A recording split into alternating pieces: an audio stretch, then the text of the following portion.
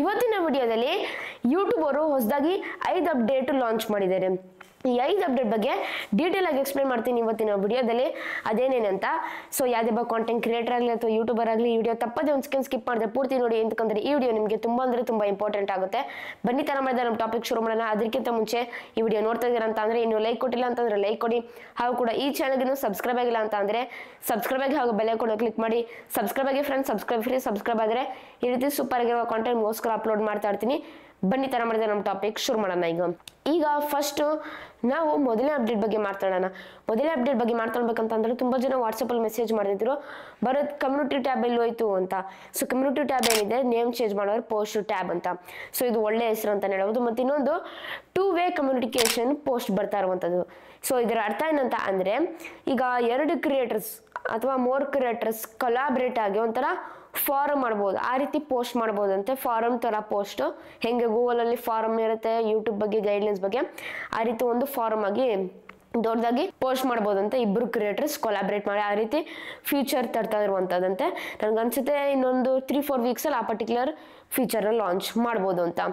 Next ಹೋಗೋಣ ಎರಡನೇ update ಬಗ್ಗೆ ಮಾತಾಡ್ಬೇಕಂತ ಅಂದ್ರೆ, ಇದು ಬಂದ್ಬಿಟ್ಟು ಕಮ್ಯುನಿಟೀಸ್ ಬರ್ತಾ ಇರುವಂತದ್ದು. ಮುಂಚೆಗೆ ಕಮ್ಯುನಿಟೀಸ್ ಟ್ಯಾಬ್ ಇದ್ದು ಅದೇ ರೀತಿ ಬರ್ತಾ ಇರುವಂತದ್ದು. ಸೊ ಇದು ಬೇಟಾ ವರ್ಷನ್ ಬಂದಿರುವಂತದ್ದು. ತುಂಬಾ ಕ್ರಿಯೇಟರ್ಸ್ಗೆ, ದೊಡ್ಡ ಕ್ರಿಯೇಟರ್ಸ್ಗೆ ಎಸ್ಪೆಷಲಿ ಸಿಕ್ಕಿರುವಂಥದ್ದು ಈ ಪರ್ಟಿಕ್ಯುಲರ್ ಫೀಚರು. ಸ್ಕ್ರೀನ್ ತೋರಿಸಿ ನೋಡ್ತಾ ಇರ್ಬೋದಲ್ಲ. ಉದಾಹರಣೆಗೋಸ್ಕರ ಒಬ್ಬ ಯೂಟ್ಯೂಬರ್ ಇವರು.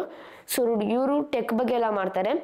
ಇವ್ರದ್ದು ನಾನು ಚಾನಲ್ ಹೋಗಿ ನೋಡಿದಾಗ ಒಂದ್ಸತಿ ವಿಸಿಟ್ ಮಾಡಿ ನೋಡಿದಾಗ ಅಲ್ಲಿ ನೋಡಿ ಬೇಟಾ ವರ್ಷನ್ ಅಂತ ಬರ್ತಾ ಇರುವಂಥದ್ದಲ್ಲಿ, ಅಂದ್ರೆ ಬೇಟಾ ವರ್ಷನ್ ಟೆಸ್ಟಿಂಗ್ ಮಾಡ್ತಾ ಇರುವಂಥದ್ದು ಗೋ ಟು ಕಮ್ಯುನಿಟೀಸ್ ಅಂತ. ಅದ್ರ ಮೇಲೆ ಕ್ಲಿಕ್ ಕೊಟ್ರೆ ಅವ್ರದ್ದೇ ಒಂದು ಸೆಪರೇಟ್ ಆಗಿ ಕಮ್ಯುನಿಟಿ ಬರುತ್ತೆ. ಸೊ ಈ ರೀತಿ ಒಂದು ಫ್ಯಾನ್ ಪೇಜ್ ಕಮ್ಯುನಿಟಿ ತರ ಹೊಂದಿರುವಂಥ ಒಂಥರ ಹೇಗೆ ಫೇಸ್ಬುಕ್ ನಲ್ಲಿ ಪೇಜ್ ಮಾಡ್ತೀವಿ ನಾವು ಆ ರೀತಿ ಕಮ್ಯುನಿಟೀಸ್ ತರ್ತಾ ಇರುವಂಥದ್ದು. ಚೆನ್ನಾಗಿದೆ. ಟೆಸ್ಟಿಂಗ್ ಅಥವಾ ಫೀಡ್ಬ್ಯಾಕ್ ಚೆನ್ನಾಗಿ ಸಿಕ್ತರೆ 200% ಈ ಪರ್ಟಿಕ್ಯುಲರ್ ಫೀಚರ್ ಯೂಟ್ಯೂಬ್ ನಲ್ಲಿ ಬೇಗ ಲಾಂಚ್ ಆಗುತ್ತೆ. ನಂಗೆ ಅನ್ಸುತ್ತೆ 3-4 ವೀಕ್ಸ್ ಬೇಕಾಗುತ್ತಂತ. ನೆಕ್ಸ್ಟ್ ಹೋಗೋಣ ನಮ್ಮ ಮೂರನೇ ಅಪ್ಡೇಟ್ ಬಗ್ಗೆ ಮಾತನಾಡ್ಬೇಕಂತ ಅಂದ್ರೆ ಖತರ್ನಾಕ್ ಅಪ್ಡೇಟ್ ಫ್ರೆಂಡ್ಸ್. ಇದು ಈ ಅಪ್ಡೇಟ್ ಬಗ್ಗೆ ಮಾತನಾಡ್ಬೇಕಂತ ಅಂದ್ರೆ, ಯಾರೇ ಸ್ಟಾಕ್ ಮಾರ್ಕೆಟ್ ಬಗ್ಗೆ ರಿಲೇಟೆಡ್ ಏನಾದ್ರು ಮಾಡ್ತಾ ಇದೀರಾ ಅವ್ರಿಗೆ ಒಂದು ಬಿಗ್ ನ್ಯೂಸ್ ಅಂತ ಹೇಳ್ಬೋದು, ಡೇಂಜರಸ್ ನ್ಯೂಸ್ ಇದು. ಇದ್ರ ಬಗ್ಗೆ ಮಾತನಾಡ್ಬೇಕಂತ ಅಂದ್ರೆ ಅದೇನಂತ ಅಂದ್ರೆ, ತುಂಬಾ ಜನ ಏನ್ ಮಾಡ್ತಾರಂತ ಅಂದ್ರೆ ಈ ಸ್ಟಾಕ್ ಬಗ್ಗೆ ಡಿಜಿಟಲ್ ಬಗ್ಗೆ ಎಲ್ಲ ತಿಳಿಸ್ಕೊಡ್ತಾರಲ್ಲ, ಅವಾಗ ಏನ್ ಮಾಡ್ತಾರೆ ಲೈವ್ ಸ್ಟಾಕ್ಸ್ ಡಾಟಾ ತೋರಿಸ್ಬಿಡ್ತಾರೆ. ಇದೇ ರೀತಿ ತುಂಬಾ ಫೇಕ್ ಯೂಟ್ಯೂಬರ್ಸ್ ಮಾಡ್ತಾ ಇದ್ದಾರೆ, ಸಖತ್ತಾಗಿ ಅರ್ನಿಂಗ್ಸ್ ಮಾಡ್ತಿದ್ದಾರೆ. ಸೊ ಇದ್ರಗೋಸ್ಕರ ಸೇಬಿ ಒಂದು ರೂಲ್ಸ್ ಮಾಡಿರುವಂಥದ್ದು, ಆದ್ರೆ ಯೂಟ್ಯೂಬ್ ನಲ್ಲಿ ಅಪ್ಲೈ ಆಗುತ್ತೆ ಕ್ರಿಯೇಟರ್ಸ್ ಮೇಲೆ.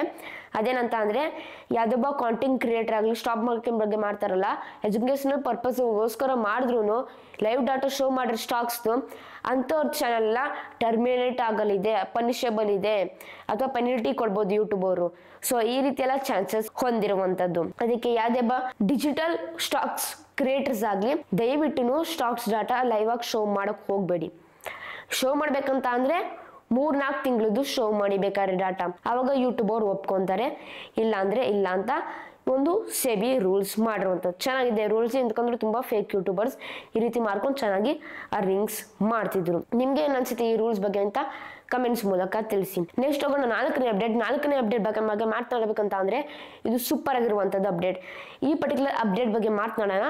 ಇದು ಬಂದ್ಬಿಟ್ಟು ಇನ್ಸ್ಪಿರೇಷನ್ ಟ್ಯಾಬ್ ಏನಿದೆ, ನಾವು ಡೆಸ್ಕ್ಟಾಪ್ ಅಲ್ಲಿ ನೋಡಿದಾಗ ಅದು ಶಿಫ್ಟ್ ಆಗಿರುವಂಥದ್ದು. ಬ್ಲೆಟ್ಸ್ ಬ್ರೈನ್ ಸ್ಟಾರ್ಮ್ ಅಂತ ಒಂದು ಹೊಸ ಐಡಿಯಾಸ್ ಬಂದಿರುವಂಥ ಸ್ಕ್ರೀನ್ ತೋರಿಸ್ಕೊಂಡು ನೋಡ್ತಾ ಇರ್ಬೋದಾ. ಸೊ ಇಂಪ್ರೂವ್ಮೆಂಟ್ಸ್ ಮಾಡಿರುವಂಥದ್ದು ಇನ್ಸ್ಪಿರೇಷನ್ ಟ್ಯಾಬ್ಗೆ. ಇದು ನನಗೆ ತುಂಬಾ ಅಂದ್ರೆ ತುಂಬಾ ಇಷ್ಟ ಆಯ್ತು.